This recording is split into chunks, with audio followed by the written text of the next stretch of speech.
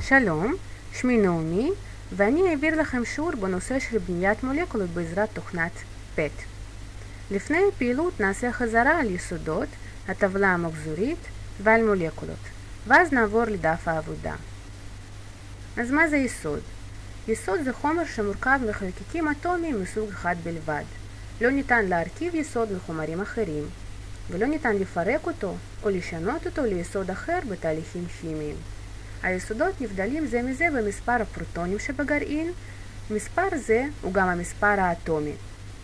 ידועים 118 יסודות שמתוכם 94 הם מספיק יציבים כדי להתקיים בטבע.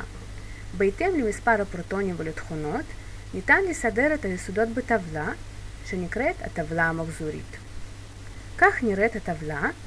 ניקח למשל את היסוד מימן שמסומן באות H ומספרו האטומי 1. זה אומר שיש לו פרוטון אחד ואלקטרון אחד, וזאת הסיבה לכך שהוא ראשון בטבלה המחזורית. בטור השישי נמצא יסוד חמצן אשר מספרו האטומי הוא 8, זאת אומרת שיש לו 8 פרוטונים ו8 אלקטרונים. מסת האטום מוצגת בפינה הימנית למעלה. בטבלה צבע של כל יסוד מסמל את מצב הצפירה בתנאים תקינים.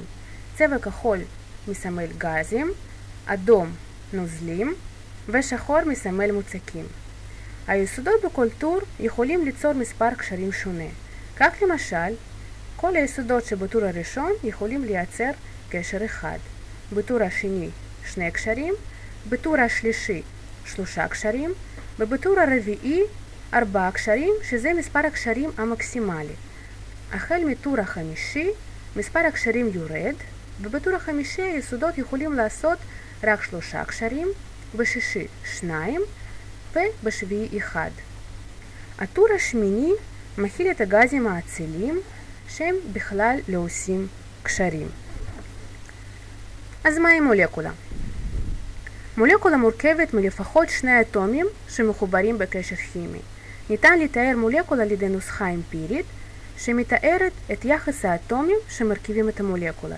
לדוגמה, אתנול C2H6O. נהוג להשתמש באיור המבנה של חומר בשביל לתאר את המולקולה במדויק. לדוגמה, האיור הבא הוא של אתנול. עכשיו נעבור להסבר והדגמה בתוכנת PET. אנו גשו למחשבים ונתחיל לעבוד.